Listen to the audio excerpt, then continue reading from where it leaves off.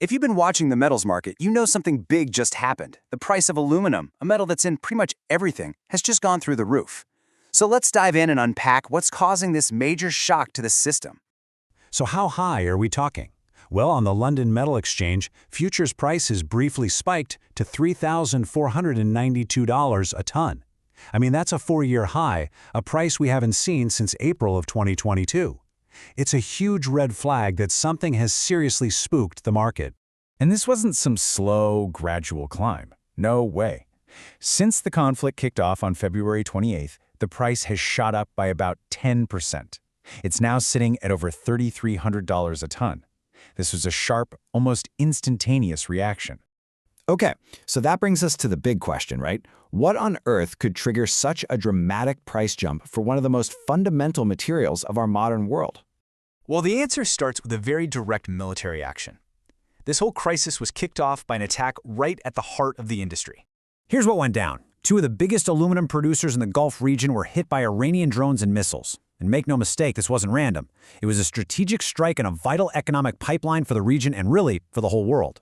And we're not talking about small-time operations here. The targets were major players. We're talking about Emirates Global Aluminum, you'll hear it called EGA, and Aluminium Bahrain. Hitting these 2 facilities was guaranteed to cause serious problems, and fast. And the damage was bad. EGA itself confirmed significant damage to its Al Tawila smelter. Now, a smelter, that's the massive factory where they actually produce the raw aluminum.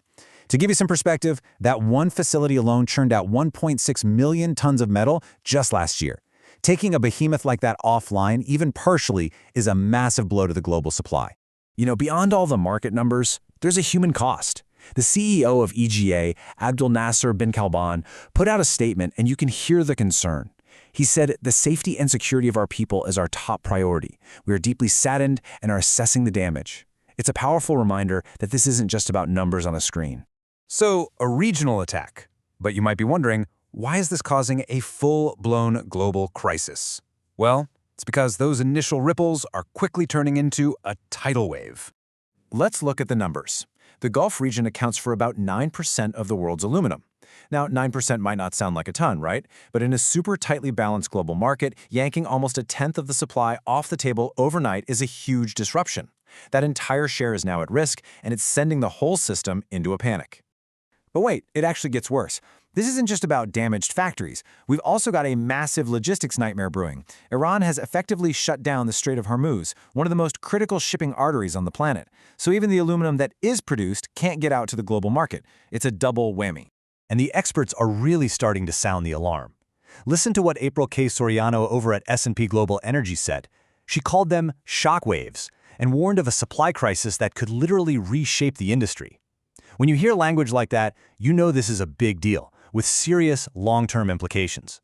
And the forecasts are, well, not great.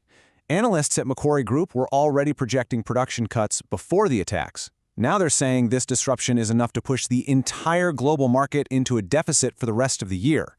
But simply, we're likely to have less aluminum than we actually need. So whenever there's a supply crunch like this, all eyes turn to one country. And that brings us to the big China question. Can the world's biggest producer step in here and fix this mess? First, a little context you need to know.